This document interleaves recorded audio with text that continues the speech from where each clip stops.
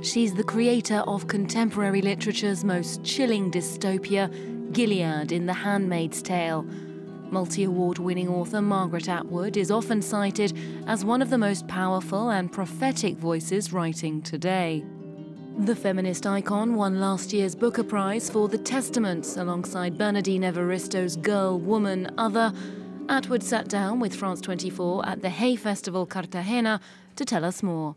Hello, Margaret. Thanks so much for speaking to us. Thank you. Nice to meet you. You write social science fiction novels, for example, Payback or The Handmaid's Tale.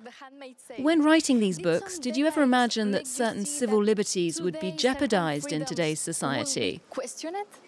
Yes, because for a while in the 20th century, we thought we were going in the direction of more equality, more freedom. But then things started to turn around and go the other way. And in a special, right now in the United States, many individual states are restricting freedoms for women in a way that we haven't seen since the 1950s. That's their golden age. They would like to go back there. Did you ever imagine that what you wrote as fiction would become reality? Become true? You never really can predict the future because there isn't one future. There are infinitely possible futures, and which one we get will depend on the decisions we make now. So you can't really predict the future, but you can speculate on what might be possible. And this kind of restriction has always been possible in the United States because there has always been a portion of the population that thinks that way. And that's ever since the 17th century. In The Handmaid's Tale and The Testaments, there's a certain amount of historical realism. How does an authoritarian government like Gilead come to power, and what would be capable of bringing down that authority? What makes it fall?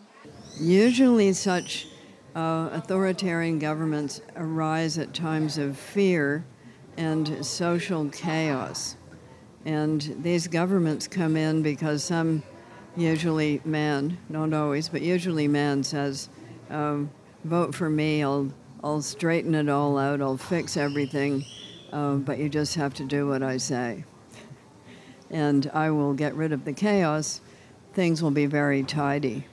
But first we have to kill those people. Unfortunately, there's usually some of that involved. Either kill those people, suppress those people, or disempower those people. And they always have a program of pushing women back, no matter what the political slogan is, no matter whether they say they're left, right, whatever, religious, whatever, atheist, whatever. The Testament has 3 voices, a child, a young woman, and the infamous Aunt Lydia. You've said you found the youngest character of Agnes the most challenging to write. Why is that? But could you not tap into your memories of being a child? Because I'm 80. All novels are made of language.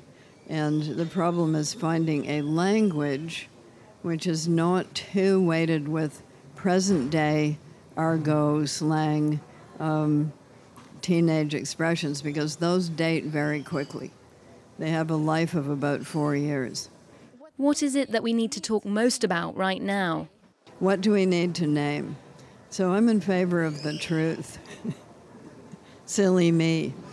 And by that I mean simply what happened, like what really happened. If you can establish that this event happened, then you can talk about why it happened, who did it, was it good, was it bad. But first you have to say, is it true? Similarly with the climate, first it was called global warming, then it was called climate change. Now it's called climate crisis, and that's a better name because it's truer. In the 1970s, you wrote Survival, a thematic guide to Canadian literature. How would you define Canadian literature, which is relatively unknown outside of Canada? And do you feel freer to write the books you want to in your home country? Okay. So In 1972, when I wrote this book, there wasn't a general knowledge of the books that I was talking about. There was no Canadian paperback industry that allows books to continue to be in print. That hardly existed.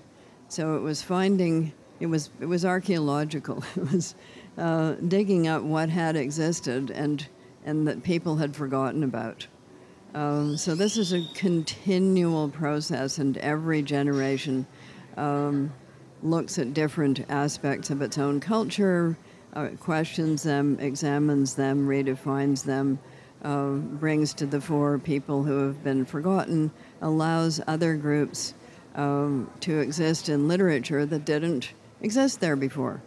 So the 70s was also the decade in which it became acceptable to write about women's lives and to have that taken seriously.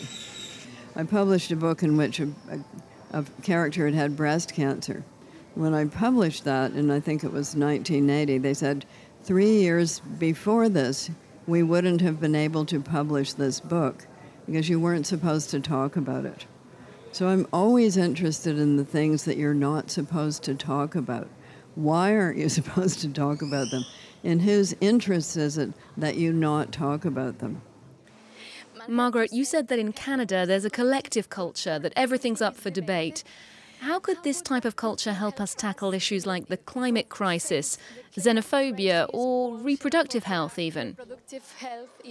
Okay, so Canada has always been a country that has a lot of different groups in it. So we're of necessity. We're used to compromises. One of the most important problems, or two quite important problems in Canada today. One is the inclusion of Indigenous people who were very important in the 17th and 18th centuries. They were key, but then as a switch to agriculture took place, they were pushed aside. So now they are coming back. They have much more influence than they did. They have many more voices, and they have a lot more writers. And that's up from zero, because when I was writing Survival, there weren't any at that time. So that's a big change. How can it help you? Well, as I think I said in one of these conferences, plurality is preferable. So, and even nature prefers a rich ecosystem. So the more different groups you have, the more different languages you have, the more different views of life you have, and the more possible solutions you might come up with to common problems, such as, will the human race go extinct because we killed the ocean?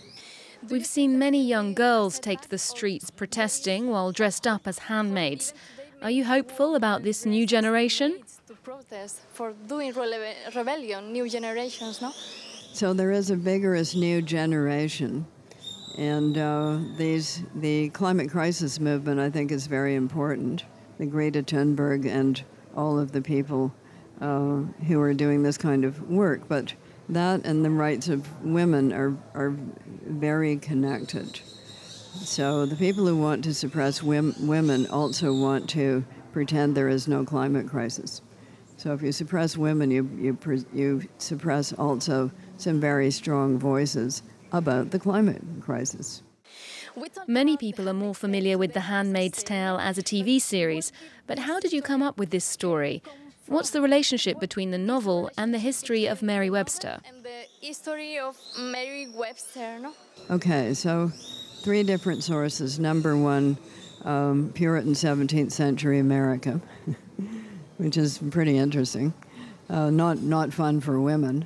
In fact, a lot of women who got captured by indigenous people wanted to stay with them because they were having more fun. So that history, the history of the speculative fiction dystopia, most of which had been written by men, so I wondered what that would look like if you turned it around at that time. And the third source, history and the world that we were living in. So again, I put nothing into the book that did not have a precedent in history or in present day practices. So those are the three sources, and they remained the three sources for the Testaments. I stuck to the same set of rules. This book came out in the 80s, but it does seem just as relevant today. Unfortunately, I'm not happy about that. I hate to tell you, but it was also the election of this present U.S. government.